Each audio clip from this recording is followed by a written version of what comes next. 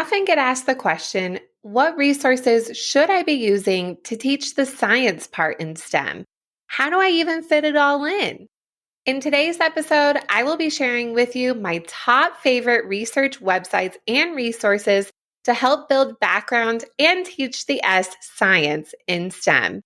Welcome to the Elementary STEM Coach Podcast, a show that'll help you with lesson ideas, systems, and actionable tips to apply to your classroom. I am your host, Naomi Meredith, a former classroom teacher turned current STEM teacher and coach. With over a decade of experience teaching and a master's degree in STEM leadership, I am here to coach you throughout the year to help you gain back more time to create innovative experiences for your students. Grab your earbuds and let's get started.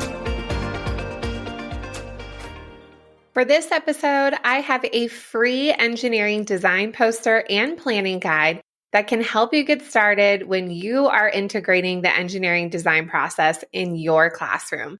You can grab it using this link, naomimeredith.com/podcast EDP. This will also be linked in the show notes, so you don't have to memorize it. You can grab it there. The resources that I'm going to be sharing with you today are my absolute favorite from back when I was a classroom teacher, and also things that I love using in my STEM space. Now, I am not sponsored by any of these programs yet, but I just wanted to share with you what has worked really well with my students and things that I think that you will really enjoy as well. Now, with the time I have with kids, I don't have the luxury of kids researching and finding all the resources on their own. So within these different platforms that I'm going to be sharing with you, I actually pre-research using these tools and then share the links with students so that they can get right to the information that they need. Researching is an important skill, and I know it is a standard. Like I said, with the short amount of time that I have, I really have to get to the heart of what I want kids to know and the background knowledge and science concepts that will help with their projects. So let's dive into these resources, and I think that you're going to be obsessed about them as much as I am. Now, don't feel like you have to memorize all of these links. Again, these will be all in the show notes for you, so you can have that right at your fingertips. The first research website that I absolutely love using in my STEM classroom is Epic Books. Now, if you haven't heard of Epic Books before, you need to jump on this bandwagon. It is worth your time 100%. What is so amazing about this platform is that it is free for teachers to use in the classroom, and it provides a whole library of ebooks, audiobooks, read-to-me books, and videos that aren't connected to YouTube. I highly recommend this resource, and it actually even works on any type of device, which is so helpful, especially since there are so many different devices that are in our schools. Now, as a STEM teacher, I do teach over 500 kids over the course of the month, and that would be a lot of different Epic Books accounts for me to keep track of. So instead of grabbing the classroom teacher's code or creating separate classes for all of them, I actually have one designated Epic Books account that I use for all of my STEM classes. The way that I set up my Epic Books account is for the student names, I just put in a number. So when students log in using my code, they just choose the classroom number that they are associated with. This is extremely helpful as well because I have specific collections that I create when it relates to the project. And that way I just have to send that collection to the one class and it can be used over the course of the month. This is just a great little hack. So if you feel like when you came from the classroom, you couldn't use Epic Books anymore, you definitely can. So here's an example lesson that I have taught using Epic Books as a tool for researching for a project. For this example, it is a second grade 3D printing lesson, and their goal was to create a birdhouse to help the birds in their area. During that Imagine stage, I wanted students to see different examples of ways that could enhance their birdhouse and really upgrade their designs from the typical house design that we have in our heads. The collection that I made in Epic Books included buildings and architecture for inspiration, bird nests, so being able to see how birds create their homes, which actually influence their designs as well. And there are a few books within Epic that are all about building a birdhouse. Having this variety of books was really helpful for students where they could browse through the pictures, read the words, and look at the captions to help them imagine lots of different possibilities for their designs. On their little sheet, I had them draw the things that they really liked and things that they might want to include in their plan. Again, this isn't their formal plan, but just gathering as many ideas as possible. And whether or not they tried those ideas, at least that they had something going into their plan based on the collection of books that they viewed. The second research tool that I love to use in my STEM classroom is the website called Kiddle. It's spelled Kiddle.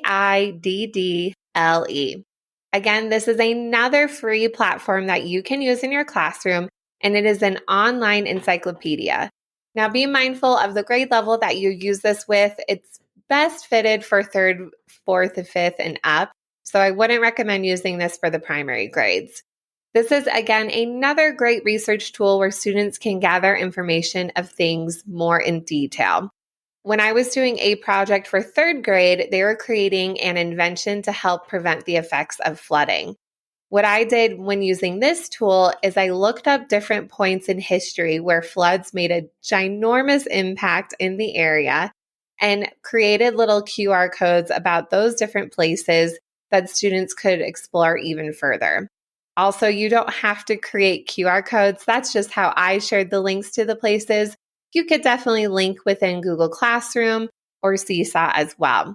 This is an awesome tool. The articles are really short, and they usually have a few pictures as well for students to help visualize what they're learning about. The third research tool that I love to use in my STEM classroom, again, another one that I am obsessed with, is the YouTube channel SciShow Kids.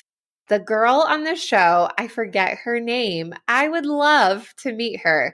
I am putting this on my vision board. She is definitely someone that I would love to eventually interview on this podcast. So let's hope that this can happen. I love using this resource tool in my STEM classroom as opposed to BrainPop because I know the classroom teachers are using BrainPop all the time since we have a school subscription. And I am also teaching the same standards as them with a STEM twist, and I don't want to overlap the videos that are being used.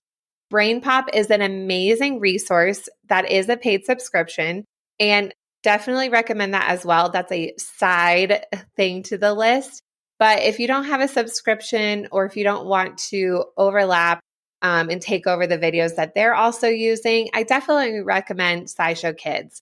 What's great about these videos is that there's a host that talks, and then there's her little sidekick, Squeaks, the little mouse, and they talk about different science concepts within a few minutes. They also have videos of different science experiments that you could try, which would be great for one-day lessons if that's something that you're looking for.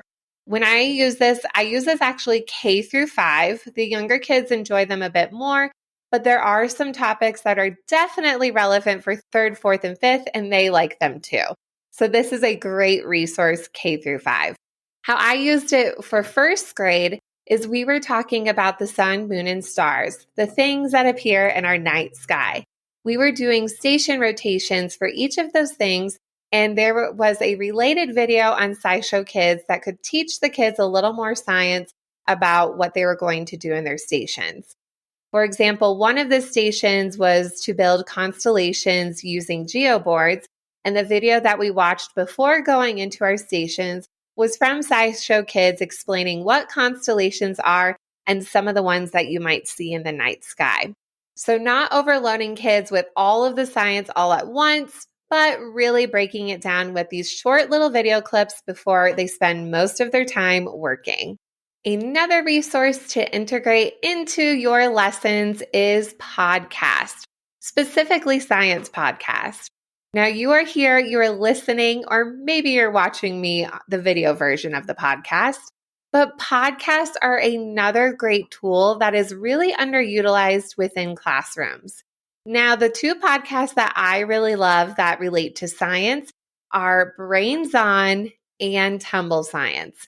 Actually, fun fact, back on my previous podcast that I used to host with another teacher, we actually interviewed one of the hosts from Tumble Science. And that was so much fun because that was a podcast that I used in my third grade classroom all the time. And the kids started to love listening to podcasts. And here I was years later talking to the host. So that was definitely a full circle moment. That was a core memory, that's for sure. Definitely recommend using these podcasts. And if you're wondering how to listen to them with kids, both have their own websites where within each episode, there's a player that is embedded on the website page that students can listen to the podcast. So you don't necessarily have to download a podcasting app for kids to listen to. Often those are blocked by your school filter anyway, but you can link the page that relates to the episode and use that as a tool. Now, both podcast platforms, both of those, Tumble Science and Brains On, the episodes are quite lengthy. So you might have a specific part that you want students to listen to, either as a whole class or independently. Another way that you can use this if you do want to use the full episode is that this is a really great visualization task. When I am recording videos in the classroom with students, I need the other kids who are not recording to do a quiet task so we can hear the ones who are on camera more clearly. I'll assign a couple of related podcast episodes to the topic that we're working on, and then students are drawing the pictures that they're visualizing in their mind. Now, this seems simple enough, but trust me, kids really have a hard time making pictures in their head. I've had a lot of students tell me, I don't see anything in my head when it's being spoken to me. So definitely a skill for kids to work on. Now, we really teach that podcast is about listening and paying attention to the details. There's nothing to watch, usually. And that's also hard for kids as well because they're so used to watching lots of videos that for most, podcasts are a new concept for them. So this is a great way to get kids into listening to podcasts and work on their visualization skills. The fifth resource that I love to use within my STEM classroom is National Geographic Kids. As a teacher, I do have a subscription to the adult version of National Geographic, which is a great tool that I use to help when I am researching for my lessons. But the kid website doesn't require a subscription, and the website pages are so visually appealing, and they have so many great nonfiction text features like maps, photographs, captions, all the things that we teach kids about to recognize in print are available on this site. My two favorite categories to use on this website is the animals category, and they have them linked by their classifications. And then also when you dive in deeper, the different things about countries and places in the world. This is a great way to really focus in on specific animals that kids are researching about or specific places, and they have enough information where they can comprehend what's being said, but it's not overwhelming. One way that I use this resource is for third grade, another 3D printing lesson, and students were creating the life cycle of the living thing of their choice. We used Epic Books as a resource, but also the National Geographic Kids was another resource that I offered to students to help them learn more about their animal and their life cycle. I also wanted students to recognize different things that would impact their life cycle for good or for bad. And this would help them draw those inferences on what could affect a life cycle of their living thing. So definitely recommend the National Geographic Kids as a tool within your space. The sixth resource that I love to use in my classroom is the San Diego Zoo Kids live animal cameras. Now, I do have my own live animal camera that I let my students explore. I have a Furbo dog camera at home in my laundry room, and it zooms in on my little dog, Frederick, and we can check on him throughout the day when he's not at doggy daycare. The kids actually ask me all the time if we could check in on Frederick. So I've started using this as a behavior incentive in my classroom, and the kids get so excited. and they always want me to throw him treats. Now, he is a sad little boy when I'm not home, and I tell them nobody wants treats thrown at them when they're sleeping, and they agree, which took some convincing to let me not throw treats at him. But it's just really fun. So same concept, if you don't have a Furbo, is the live animal cameras at the San Diego Zoo. They don't have cameras in all of the exhibits, but they have them in a lot of the most favorite animals, and almost all of them are live. And it's so much fun to go back in and check on them. One time when we were checking in with my first grade class, there was the Condor, which is like a vulture, and we noticed that there was an egg within the nest. Each day we kept checking in on the egg, and it was still an egg. And then a month later, we checked in one more time, and the egg had hatched and was a baby Condor. So that was super cool that we could see the journey within a month's time of the baby being in the egg and then popping out and just being this ugly little bird that was walking around. That was super exciting. Like I said, I did use this with first grade. And so for our 3D printing unit, students were noticing the similarities and differences between animal babies and their adults. And this was one of the resources that we used to help observe animals in their zoo habitats. As a recap, here are the 6 different resources that you can use in your STEM space to really enhance the imagine stage and research stage of the engineering design process and all sorts of various projects. First, Epic Books. Second, Kiddle. Third, science podcasts for kids, including Brains On and Tumble Science. Fourth, the SciShow Kids YouTube channel. Fifth, National Geographic Kids website. And sixth, the San Diego Zoo Kids live zoo cameras. I'll be continuing to dive into the engineering design process in this mini series, so make sure you tune in to the next few episodes where you can get ideas to really enhance that process.